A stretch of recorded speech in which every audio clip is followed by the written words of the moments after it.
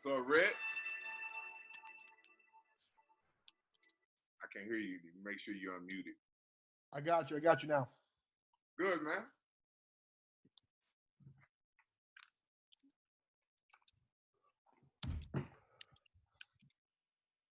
Rick Wearsby, what's up, man? What's going on, Bobby? Been a long time, sir. It's been a long time. How you been, sir? Life is good. How about you? Man, I can't complain if I needed to. Even though we in this COVID-19 situation. It could be worse. It could be. It could be very worse, man. So I think right now it's a beautiful time to be alive and getting back to the basics of things, man. So, man, it's been quite some time since we chatted, and I think it was the Final Four. Yep, down in Dallas. Yeah. So, yes, sir. So we got Rick Wearsby, man, great guy. We played at Austin Peay for 2 years, had some very successful years, man. And so, kind of give us a basketball background about yourself, Rick. Well, I grew up in Illinois, played high school basketball there, then went down to Austin Peay, played Austin Peay for 4 years, was teammates with Bobby for 2, made a run to the NCAA tournament there, had a good go, and then got into the coaching life. Was a GA at Austin Peay for a year, and then worked at the University of Evansville as a director of operations on their men's staff for 2 years, and then made the transition to women's basketball. So I was the director of operations out at Maryland for 3 years, was assistant coach down at Mercer University in Georgia for 3 years, assistant coach and recruiting coordinator at Indiana State for 1 year, and I just finished my 6th year here at Indiana as the assistant coach recruiting coordinator.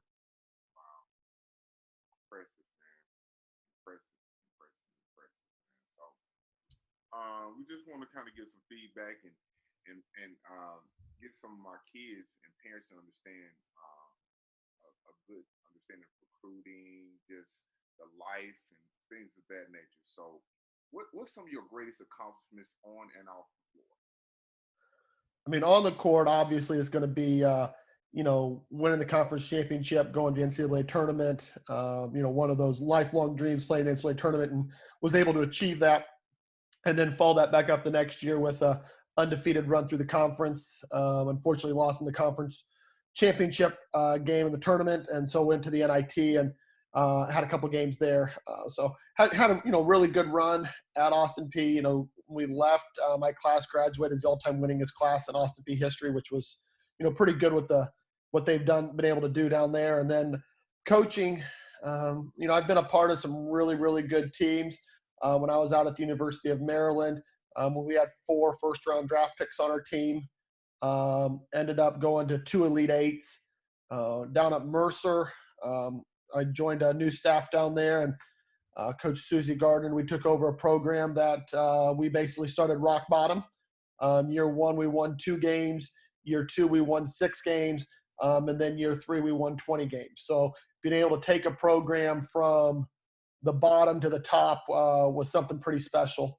The 1 year at Indiana State, we won a conference championship there, went to the NIT, so had a good run there. And then here at Indiana, again, took over a program that was, towards the bottom of the league. And then, in the course of, 6 years, we become one of the top programs in the Big Ten. This year we were top 25 all season. We're in, going to either be a 4 or 5 seed in the NCAA tournament this year. We're planning on making a deep run. We're the only team in the country to beat South Carolina this year. So it was, the biggest thing is, being able to be a part of these young ladies' lives and seeing their growth, both basketball wise and, off the court, whether it's academics, personally, and seeing a couple of these players who probably, if it was not for basketball, probably would not have a college diploma. And so seeing that's always a big thing too. Man, how's Coach Gardner, man? I haven't I knew she was in Mercer, man, but how's she doing? She's good. She's good. They had a really good run down there at Mercer. So it kind of started when we got there of being bad, and then now they've turned and they've become the the top program in the SoCon. They had a little difficult year this year. They graduated a lot of players off last year's team, but they've been a couple NCAA tournaments and the top team in that league. So she's done a really good job of again taking a program that was struggling, bringing in the right types of players, and being successful with it. What made you select Indiana University where you are right now? Well, I was with Coach Moore, my head coach. She was at Indiana State. I was with her for 1 year there, and we won the Missouri Valley Conference Championship. And then she got the opportunity to go to Indiana, and she brought me with her. So I've been with her for one of those. I was the one that she brought with her, from the previous spot to the new one. So I know you've been in the game. My math might be off, but sounds like about like 10 years or somewhere around there. Actually, I've been coaching now. I just finished year 17. Yeah. It's been that long since Austin Peay. Wow. Yeah. So can you go into detail about some of the pitfalls you've seen from coaches and players? I think a big pitfall is players that go to college or try to play collegiate basketball because they think that's what they're supposed to do, because that's what their parents want them to do, that's what their coaches want them to do, and it's not what they really want to do. And so what happens is they end up going somewhere because they just think that's the next step, and then they get there and they don't spend the time and energy and effort of what it takes to be great. And so by them not spending that extra time because it's not something that they really love or really want to do, then they fall behind. They don't play as much. They generate a resentment either towards the coaching staff or their teammates because, why am I not playing? Well, you're not playing because you're not putting in the time and you're not going as hard as you should be. And the reason you're not is because you're doing because it's what you think you're supposed to do, not because it's what you truly love. And the players that truly love it and are in it for the right reasons, they're the ones that want to get in the gym extra. They're the ones that want to do everything extra, and they go through it and they become involved, and it becomes a part of their life, and it becomes, hey, you know what? And then in the recruiting process, they find the right fit for that. It's not always going to the sexiest or the highest or the brightest lights. It's finding the best fit, but you only can do that if you know what you're about. And going through, you see a lot of players who, oh yeah, they're in the gym all the time. Well, the only reason they're in the gym all the time is because mom and dad drop them off before school. Mom and dad take them to their trainer. It's not because the kid is really all about it. That's just what somebody does for them. When the players are really all about it themselves, they find their own way. They make their own sacrifices. They make their own commitments because it's about them and what they truly want. Because when you get to college, who's going to get you up at 6 o'clock to get in the gym? Mom and dad aren't going to do it. The only reason you're going to get up and go shoot before class is because you love it. The only way you're going to go find time and coming back in the gym at 10 o'clock at night is because you love it. There's going to be all kinds of other things you have the opportunity to do when you get to college. In high school, some of those are lessened because, mom and dad are taking you. Mom and dad have bought this trainer. So therefore, they're going to make you go. Do you love it? Is it what you really want to do? And if it's not what you really want to do, there's no harm in not doing it. I know that's probably a tough conversation to have with mom and dad because they want it for you. But if you don't want it for yourself, mom and dad aren't going to be going through all those tough summer workouts. Mom and dad aren't going to be the ones getting up extra, and mom and dad aren't going to be the ones going through either the reward or the repercussion for not doing the extra. So if you don't go and you're not doing the extra, you're not getting better and somebody else is. So in your situation, what's the best way you've known to alleviate it so you won't even get in that situation when you recruit a kid or anything like that? It is really tough. And we do our very best to try to figure it out. And we don't always get them all right. We'll talk to as many coaches as possible And what we try to do, because at this level, kids that work hard in high school, working hard at this level is a different level of work. I mean, there are players that think they work hard and they get to college, like working hard is a whole nother level because the talent level increases, the athleticism increases.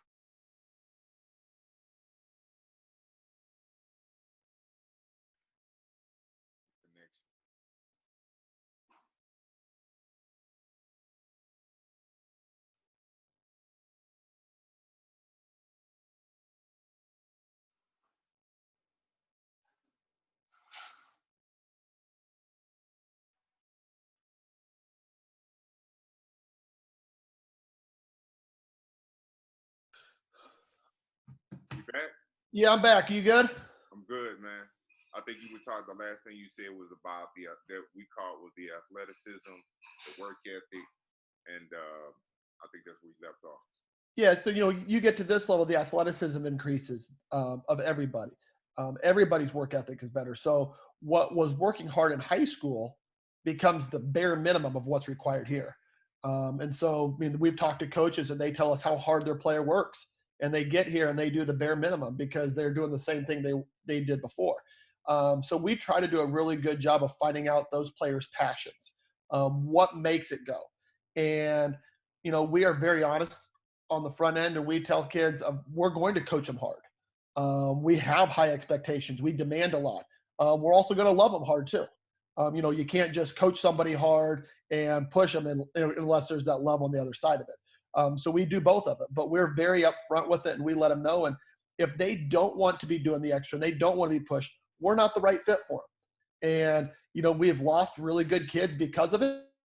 But I think we're also recruiting the right types of kids, the right types of players that want to be in that atmosphere, that want to be in that culture, where excellence isn't just an option, it's an expectation. And it's an expectation basketball wise, it's an expectation academically, it's an expectation as them as a person that they're going to achieve excellence and they're going to strive for that excellence every day. That's good, man. So that's the pitfalls from player standpoint as far as coaches because you've been 17 years in the league. So you've been in there, so you got longevity. So I'm assuming it's obvious that you know what you're doing. Keep staying in the business. So what's some of the pitfalls and some of the things that you were like, man, this keeps you in the game? Um, I think a big thing is there has to be substance. As a coach, you have to have substance. Um, there are a lot of coaches that get by with fluff. They get by with, they have a great social media presence, and those are all really good things, but there's got to be a substance behind it. If there's no substance, after a while, you're gonna be seen through both by your players, because your players, again, if you're recruiting the right types of players that want to be excellent and want to achieve greatness, they want a staff that knows what they're doing. They know what they're talking about. And so in order to do that, you've got to keep learning. You've got to keep growing. And there are many different ways to do that. And there are many different ways to be excellent. You got to find your niche and you got to go full bore into it. And you got to embrace your role. We tell our players they got to embrace their role and we expect them to be getting better. Same thing for coaches. We got to embrace our role. It may not be the role that we ultimately want, but we got to know what role we have on our current staff and we got to go with it. And we got to continue to get better at that role while also becoming more well-rounded as well. So maybe we're going back with this question, but to touch on one of the things you said as far as finding the pitfalls, what made you choose basketball as a sport to play, and what made you like, man, I want to do this as a coach? What made you do that? Well, I grew up, my dad was a basketball coach. So I'd been around the game for a long time. Growing up, I played all sports. I played baseball. I ran track. I played football. I did a little bit of everything. But basketball was just kind of the game that I fell in love with.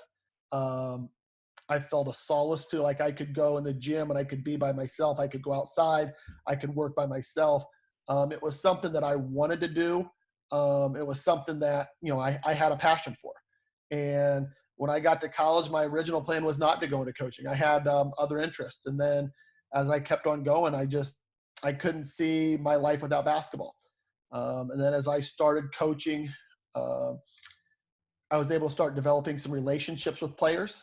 And that was the big thing of seeing these players mature both on and off the court, growing their confidence. I mean, there have been some players that come in and, they have self-doubt, whether it because, they're a 6'5" female and they are self-conscious about their height, of getting them to feel great about who they are. And then when you see them kind of take ownership of that and they start striving to be a better person and embrace who they really are. And one thing I tell them is, you can't be like Bobby, I'll talk to you. You can't be LeBron James. You can't be Kendrick Perkins. You can't be fill in the blank, Mark Cuban. You can't be any of those. But you know what you can be? You can be the very best Bobby Hill you can be. And how are we going to make you the best at that? Because not everybody has the same skills. Not everybody has the same genetic background. But what are we going to do to make you the very best person you can be? Now, we may try to pick some pointers of, okay, LeBron does this. Let's try to get you some of those things. Those are some really good things. Mark Cuban does this. Let's try to pick that. But how do we make that to make you the best? Because you have unique skills that they don't. They have unique skills that you don't, but we can try to combine that to make you the very best person. And you can't get caught up in what you can't do and what players can't do. I think a lot of coaches get so worried about what they can't do. Well, they can't do this. They can't do that. What can they do? How do we put them in the best position to be successful for them? How does that help us? Absolutely. So basically, I mean, in a sense, it's like you got to know who you are as a Yep. person. You have to know who you are, because once you know who you are as a person, that helps you on the playing field. And as a coach, you have to know who you are as a coach, because I can only reach players by being myself. If I'm fake and I'm not genuine, they see through that. Um, as a coach, I'm goofy. Like, I have some goofy personalities, but you know what? I embrace it, and that's who I am. And that's the thing, is you've got to be who you are as a coach, and you've got to accept your players for who they are. Now, you want to make them the best version of themselves they can, but you're not going to change them. Absolutely, absolutely, man. And so it sounds like to me, you found your calling. You found your calling to uplift, not just on the basketball component of a player, but actually as a person. They know who they are. That's the starting point. But you groom them to be a better, for the betterment of who they are. And that's the one thing we try to tell the parents we recruit them, like, we're not going to change your daughter, but our goal is to keep them on the path that they've been raised and push them forward in that. Because when they go to college, that is a tough time, and that's a transition time for a lot of people. And what we'll do is we'll find out about them on the front end, and there'll be times they'll make decisions, and we'll have is that the decision you want to be? And if it is, go with it. But sometimes you're like, you know what? That's not who I want to be. All right, then if that's who they want to be, we're going to embrace it. But if they say, you know what, that's not who I want to be, well, then let's get you back on track of where you want to go. And again, it's not changing who they are, but sometimes they have to see, oh, that decision that I made, that one small decision can change a lot of things. So do I want to keep going down that path, or do I want to veer back over? And only they can decide that. I can't decide it for them. I can try to push them on the path that I want, but that's not what they're going to do. They're going to do what's best for them and the way that they've been brought up and the value that they've instilled. And they get to college and they start to see, a few more things. Well, which way do you want to go? And let's steer towards that direction of where the ultimate destination is. Interesting, man. So, Brett, man, what's some of the characteristics, man, you'd be like, not specifically characteristic like the needs, but what's some of the characteristics you'd be like, that's a player that could be in our program. They can add value to them, and we can reciprocate that as well. We can build them to be a better person, better player in this program, and they can help us. So what's some of the characteristics or some of the things you're like, yep, that's Lady Hoosier? Got to have a passion. They've got to have a passion. If I go to a game and I see a player and she never smiles the entire game, I'm like, what is she doing? Like, if you don't love it, it's not good. So you have to have a passion.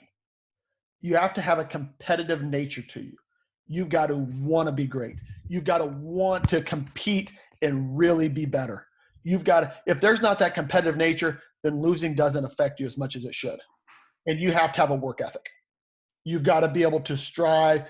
If you have a passion, you got a competitiveness, and you got a work ethic, you can do a lot of great things. Now, of course, there's got to be a talent level. I mean, that's obvious. And I see these coaches say, you know what, give me this great work ethic over talent. You know, I've seen some players with great work ethic. If they don't got talent, it doesn't matter.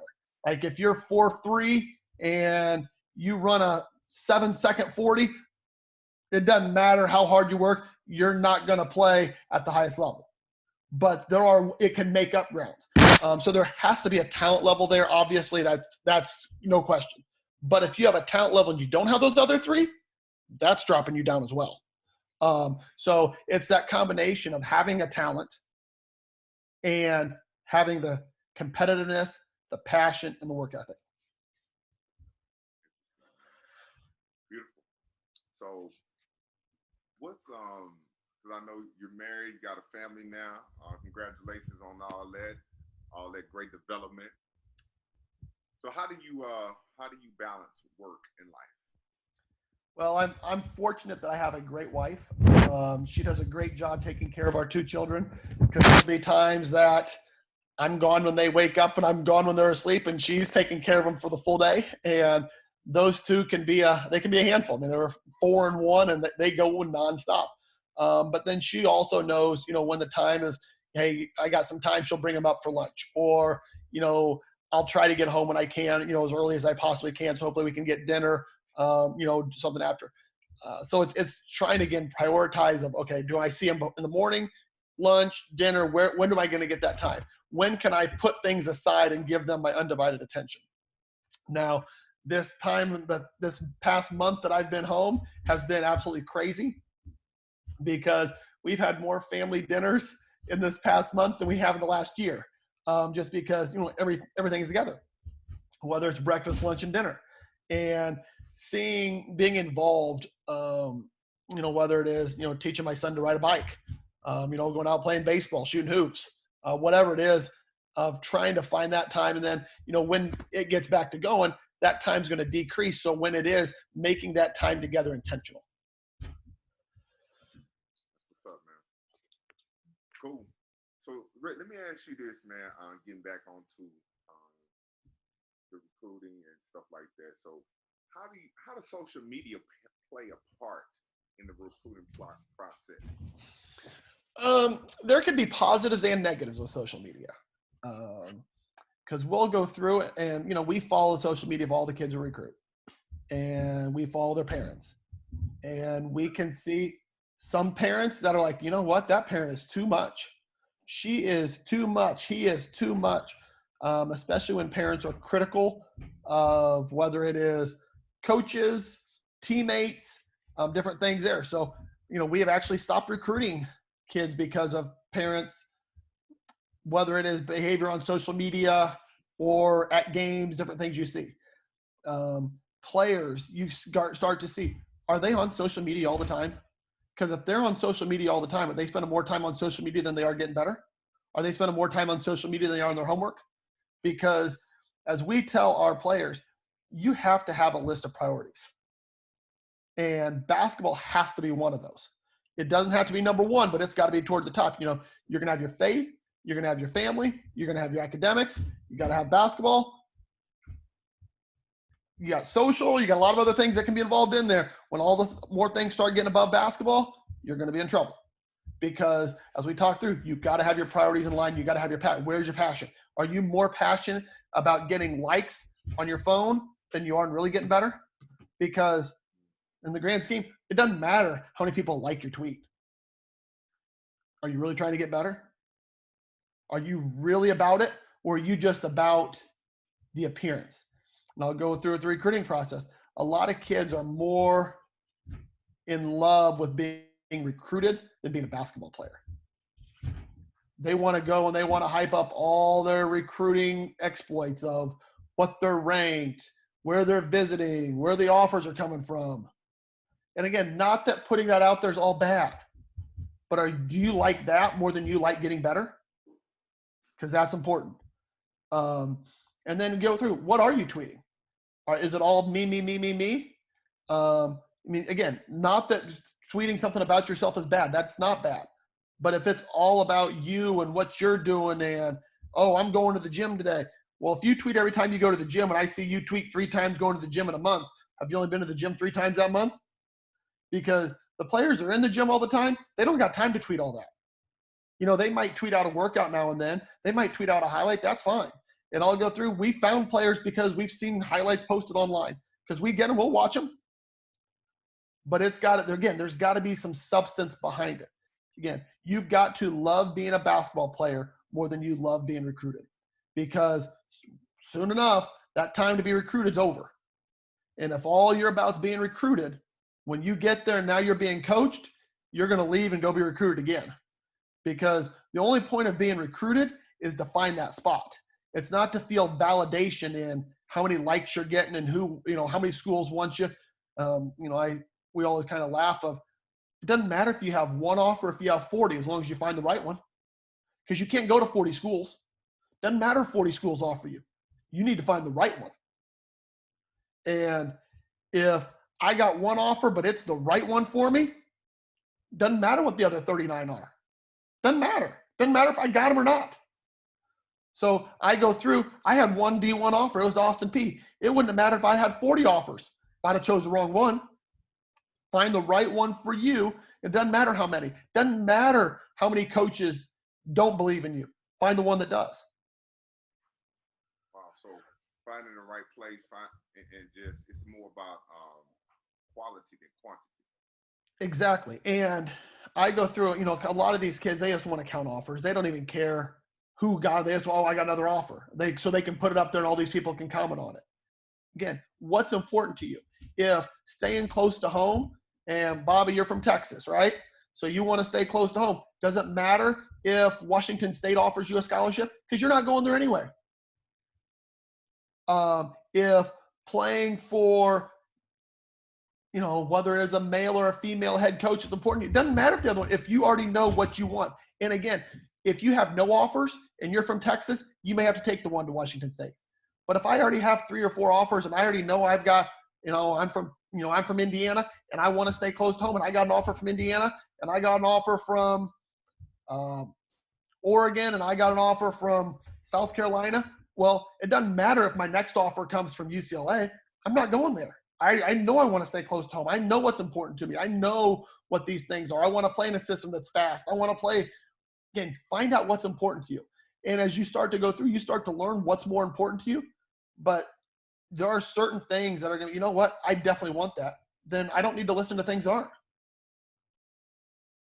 You know, Rick, the interesting thing about a couple things I want to kind of pluck from that statement and what you said.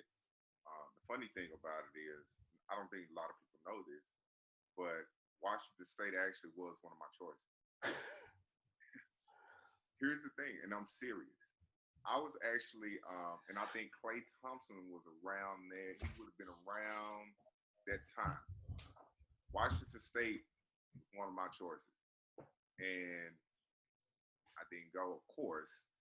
We know that. But it's interesting you say that, but it wasn't the fact that I was trying to get away. But it just didn't fit. Things didn't work out when I was trying to go. But it was an offer. And now, Bobby, I'm going to go with this. Had you been at Washington State, your dad couldn't have driven to all those games that he drove to either. Come on now, Rick. Come on, Rick. and you look through, how many times did your dad drive through tonight to come see you play? Man, you know what? I don't even know. But what I can tell you is, who was I talking to? I was talking to Richie. I was talking to Richie. He was like, man, Coach Luke would be like, this man is crazy. Because he's crazy. Because actually people thought I was from Tennessee as much as my dad was there. And when they found out, he would drive. Here's the thing, let me tell you this, Rick, since we're in it, might as well talk about it. Daddy would work at least 8 hours, drive from Tyler to Austin Peay, no sleep, watch the game, get about 2 to 5 hours of sleep in a truck, not in a hotel, drive back.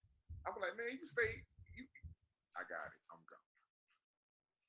And that type of dedication, man, I miss him, of course.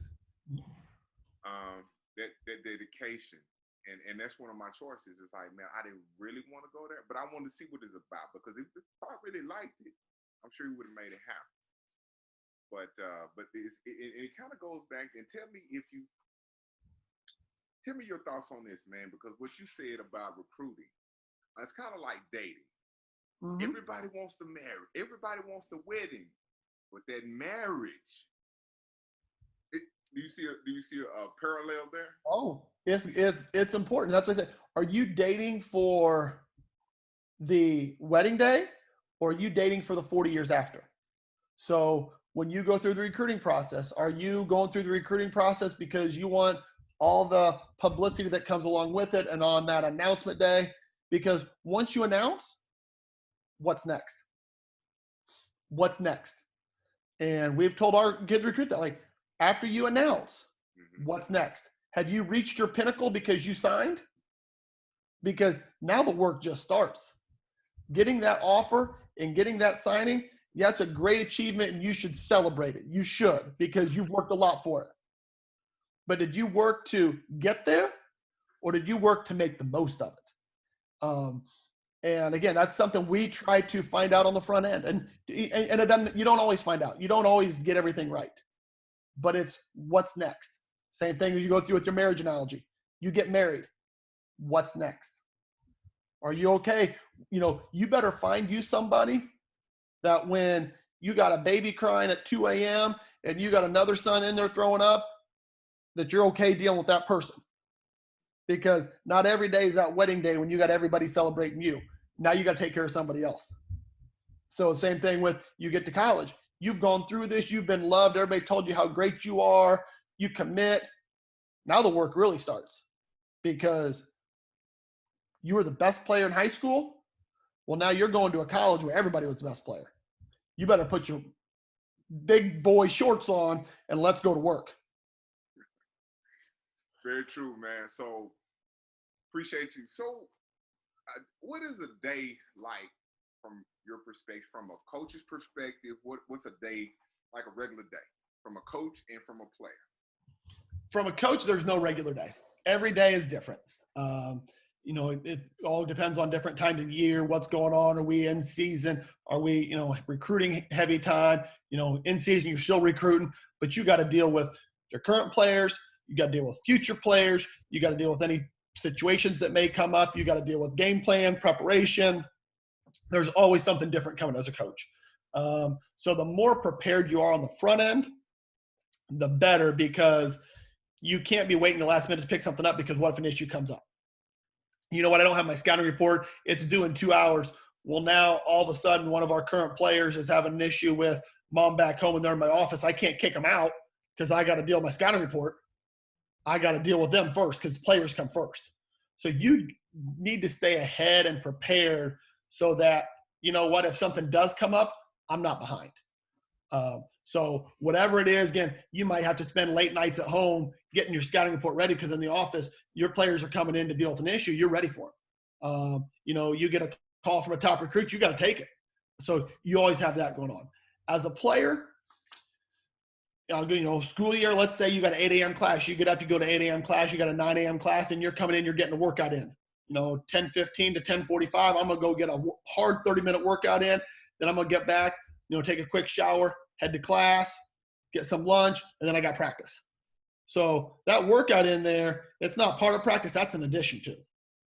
Then you're going through, you get done with practice, you go to rehab, you go get some dinner, you go to training table, and you're home. And that's a typical day. Now, if basketball's not your passion, well, I might go get my study hall done between classes so I can go hang out with some friends tonight. But if basketball's a passion, I'm going to go get that workout in, because that's important to me. I still want to hang out with my friends, but basketball's coming first and academics are coming first. man, and I think everything ties into what do you want? What's your desire? Yep. What's your, because you have a lot of things. You can go have a college experience and not love it, but you better find a place where that's going to be okay, because that's not okay everywhere. Committed to the process. Yep. So in this new age, man, I think we need to get your opinion on how AAU, what's the positives, negatives, however you might see AAU as a recruiting tool for you guys. Well, I mean, there's a lot of positives to AAU. You get to play with good players. You get to play against good players. You get to play in front of college coaches. The biggest thing to me is playing with and against good players. That's the biggest thing. And because in high school, depend on where you go, some players, there's not another Division I player on the court. Well, you're going to go in AAU and you're going to be playing against multiple Division I players. Or if you're a Division II kid, and then different levels it finds. But finding the right level for you for an AAU team. You don't want to go play an AAU team you don't get on the court. That's not a good fit. But finding a place where you're going to go and you're able to showcase your game. If you are a multi-dimensional player, you don't want to get stuck on a team where all you're doing is one thing. I've seen that, like, hey, you know what? This person's a really good driver. Well, they're on a team and all they're doing is spotting up shooting. Well, they don't look good in that because that's not their strength. But that's what that team needs them. Of finding the place where you can be yourself and play your game. And one thing we'll say, do what you practice. You don't get an AAU game and try to do something you don't practice, because you're just making a fool of yourself. Some of my negatives for AAU would be, I think they play way too many games. And I'll go, we as coaches are to blame for that. They're playing in 17 games. We go watch all 17. But by them playing so many games, and I'll go, yeah, as a coach, I love to know that they're going to play 8, 3, and 7. I'd love to. It helps my schedule. But the kid knows they're playing at 8, 3, and 7. It doesn't matter if they win at 8, they're still playing again at 3. And when they win at 3, they're still playing again at 7. And yes, they still want to win, but there's no repercussion or consequence for losing. They're still going to play their games. And, they're going to play their 5 games. There's no incentive for winning and losing other than just wanting to win and lose. You get to college and you lose. Well, you know what? The next day of practice probably isn't going to be a great deal because we got to fix some things. Or you lose and your season's over. Your career's over. Those things change. AAU, I mean, you're just playing so many games. So that's my, my biggest negative. Just there's so many games, so many times. They go and they're playing for a week straight, and they're playing 3 games on Monday and 2 on Tuesday and 3 on Wednesday and 3 on Thursday. Well, if you're really going all you got, you can't play 20 games in 7 days. No. And so they don't do that. So they learn to pace themselves, and it doesn't as much matter because there's not as much consequence for winning and losing. Again, these players still want to win. It's not saying, oh, they don't want to win. It just means it doesn't matter as much for a loss. Like, yeah, I still don't want to lose, but it's not like, you know what, I lose, I'm done. Oh crap, I'm done. Nobody gets to see me. I better win. Or, you know what, I lost, but no, I win. I still play at 7. So yeah, I don't want to lose. It's not fun to lose, but there's a little, I got another game. It's okay. I'll just go in the next one. Wow. So it's kind of just like, yeah, I get it. So kind of go back to the same thing, quality over quantity. Yes. Yes, definitely. And that's what I said, as players are trying to find teams, finding the right quality for themselves. And the same thing with finding AAU teams, like finding a college of. You want to find the place. The difference with AAU is you want to kind of showcase yourself a little bit. So you want to be on the right situation where you can showcase yourself. But you also don't want to go out of your league and play on a team where you're playing 3 minutes a game, doing something, your spot up shot, and that's not your strength. Well, and you know what? Let me get a question, Ian, real quick to touch on that. So, what's your thoughts on a player? I want you to chime in on this question seriously. A great player, a pretty good player, let's say above average, borderline, really, really good, on a playing against some marginal competition compared to you're blending in and all the competition and the players on the same team are pretty much on the same level. What would you which option you'd be like scenario you'd be like, you know what, I'd rather see a player do this, I'd rather see this player. Ideally, I want to see players play against good competition. That's ideally what I want to see. That to me, you're going to have a better chance to improve your game. You're going to have a better chance to take your game to the next level. I'll go. I mean, we've recruited players that play against bad competition, and we can still say, okay, that kid's really good. It doesn't matter they're playing bad competition; they're really good. And then there are players that, you know what, they're not the best player, but they do something we like. They do something that fits us. And that's the thing. You got to find players that fit you. And you know what? If I need a kid that just can go score, then I better find somebody that can go score. I need a Dennis Rodman rebounder. I better go find somebody that's going to rebound. And, okay. But if there's a player and they only average, doesn't matter how good their team is, if they only score 3 to 4 points a night and they're done, well, they're going to have a tough time scoring 15 if all they can do is score 3 to 4. And we've had that comment on a couple of kids we've recruited. Like, you know what? They're talented, but they always leave like they should be doing more. There should be something more. Go dominate. There's got to have the ability to be able to dominate at times, unless we're recruiting them for a role. Now, there are certain kids, hey, you're recruiting them to fit a specific role. Hey, we need a spot-up shooter. She better be the best spot-up shooter we got. You know what? We need some size. We need a shot blocker. All right, you better go be able to block some shots. But you got to be able to dominate. You know what? I'm a shot blocker. I may not score, but I'm going to dominate inside. They're going to question every time they drive in. Because a lot of times you tell them, hey, go dominate, and they think they got to go score 30. You know what? You can dominate a game and score 10 points because every time that other point guard had the ball, I was in her shorts. She was so uncomfortable. She getting rid of that ball at half court because she didn't want it. You know what? I just dominated that game, and it wasn't because of my offense. It was because I took them out of everything they wanted to run because I defended. Or, you know what? I dominated that game.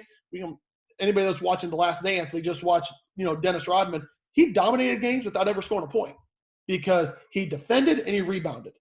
So that makes Michael Jordan's job so much easier. Find a way to dominate at what you do. Interesting, man. Talking about Dennis Rodman. So how you been liking the Last Dance? It's been good. I've really enjoyed it. Those are back, those are my high school days right there. Makes me feel old right now because all these kids, we're talking to our players. I'm like, you guys weren't even born when this happened. You weren't even born. Yeah, man. So, that's what's up, man. So, kind of go into detail, man. I appreciate it. Red, I could see yourself, man, being a head coach one day. I could see, especially at the D1 level. I could see that.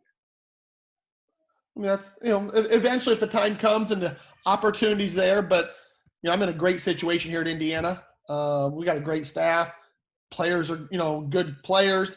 So, I'm not looking to leave here either. So it's a, situation where we're continuing to win and we're continuing to go and do things that haven't been done here before. So we're going to keep on, working on that. So what's some of the, since you've been in Indiana, man, and what's some of the things you'd be like, man, this is, what's the highest you've ever felt like, man, this is great. We made it. Getting the NCAA tournament, winning an NCAA tournament game, those are really good feelings. A couple of years ago, we won the WNIT championship, and it wasn't so much of winning the WNIT championship, which was great, but it was we got there for that championship game, and we looked up, and there were 13,000 fans in Assembly Hall. And we came out for the starting lineup, and our players are just looking around like, this is really cool. Like, this is big time. We've played in some phenomenal atmospheres. We've played against some of the best players in the world. Say, this year South Carolina was number one in the country. They had one loss, and we went down. We beat them by 15. Like, we controlled them. So we have taken a program and brought in the right types of players that now when we won, it wasn't like a huge surprise to us. We went in knowing we were going to win. So that to me was kind of like, you know what? This is where we are. Because a couple of years ago, we would have gone into that game and been so scared and wouldn't know. We went in that game knowing we were going to win. We won that game. It was like we were supposed to win. We went in the next night, we played Baylor, and we lost, but we went into that game knowing we were going to win, expecting to win. So that's kind of changed where we are. And seeing that in the players of, we lose to a top team in the country, and it's a disappointment. It's not an expectation anymore. And so having players that, we're looking for schedule. Who are we going to play? Who are we going to beat next year? We're ready for it. We're going into games fired up, knowing we're going to win. Not hoping, not thinking, knowing. And seeing that confidence and it was seeing their eyes after we beat them. Yeah, we were excited. We were happy we won. But it wasn't a surprise. It wasn't a shock. It wasn't an upset. It may have been an upset to everywhere else in the country. It was not an upset to our team. That's when you know you got something going on. Great, man. So what is some of the best accomplishments any coach, any player that you worked with, coached, or anything? Worked has any made to the NBA, WNBA, anything like that? Any accolades? I mean, there have been WNBA All-Stars, WNBA champions. Christy Tolliver, I worked with her for 2 years. I mean, that's a 2-time WNBA champion. Crystal Langhorne, worked with her for a year. That's a WNBA All-Star. And so you have those accomplishments. But then I look back and, I think of, Kate Alleman, who's now a doctor. You've never heard of Kate Alleman, but she's a doctor. Who right now has a bigger impact of what's going on in this world? Of Dr. Kate Alleman or Christy Tolliver? Love Christy to death, but right now she's not helping, what's going on. And everybody knows these basketball superstars, and everybody knows what they achieve. But it's seeing what these other players that I've coached and I've worked with, of what they've achieved after graduation. It's not always basketball. I can go through, I've got at least 3 doctors that I've worked with that are doing great things. There are nurses. There are business women. There are teachers. So you go back through and you see, everybody, what have you worked with? Well, these other players are excelling in life. So just because you excel in basketball, that's great. And I want that. I'm so proud of everyone that I've coached that is now playing professionally and doing great things. But I'm just as proud of those players that have taken what they have done and what they've graduated with, and they're doing other things. And they're impacting others in multiple ways. That's what's up, Brett, man. It's beautiful, man. I appreciate it, man. Your folks good? Yep, everybody's good here. How about you? Man, hey, hold on before I tell you about my folks. You know what I remember, man? And you know what I'm about to say. Them bees we used to have. And every winter, your mom would make them sticks. Yep. Man, I remember every time she makes them, she asks about you too. She's like, really? To this day. To this day. Like when she was like, Bobby used to love these. Man, the pretzel sticks. Yep. The white chocolate covered pretzel sticks. I'm like, what is this? Hey, it was a beautiful thing, man. I remember when we went to Vegas, stayed in Paris. Oh, yep.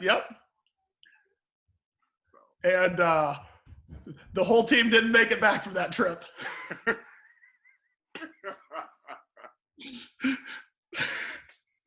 I actually was telling that story. I don't know, the other day I was on a coach's call and we were talking about some drills, and I said, I remember we came back after that and we had a couple players that were in trouble. And I think coach was trying to show us that we needed everybody, and we had to do the full court tipping at both ends and going through, and we had 9 players and we're going through it and we are dying. And I think he wanted us to see that, you know what, if you have 11, like it's a different, And we all got, I think it backfired because we all got done and we were like, forget those two. Forget those two. Like, they put us in this situation. Mhm. No, we don't want them back. Get rid of them. And it was Oh, one of those, and they weren't bad people. I mean, I like them a lot. But at the time it was, you know, they made some bad decisions. And what, again, as we talk through, one decision you got to go through. Is that the path you want to go on? Because all it takes is one bad decision that can totally derail where you're going. And are you willing to let that one bad decision possibly affect your direction? You know, you might be going this way and you take that decision. Well, now you go this way and now you're ending up somewhere different. And you can be a really good person that makes one bad decision, and that bad decision may affect you for a long time. Now, you may be a person that makes one bad decision and you're able to get back on track, because I've seen that happen too. Man, Red, I appreciate it, man. Appreciate Good to see you, BH. the cards and everything, taking the time out, man. But hey, it's always time to shine.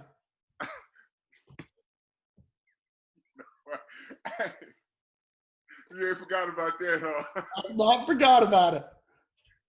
Man, I did one of these with Kevin Easley, man. I don't know if you remember, but he was like, I used to put, instead of 54, I put. We put 5 IV. I know. I always wanted to say, you know, L is the Roman numeral for 50. You could just go LIV there, Bobby. LIV. I could go LIV. Okay, because you live it.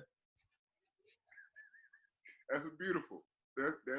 I've never really thought of it that way, but called LIV, and that's 5'4", man. So, but I remember Oklahoma State putting this good memories, man. So I greatly appreciate it, man.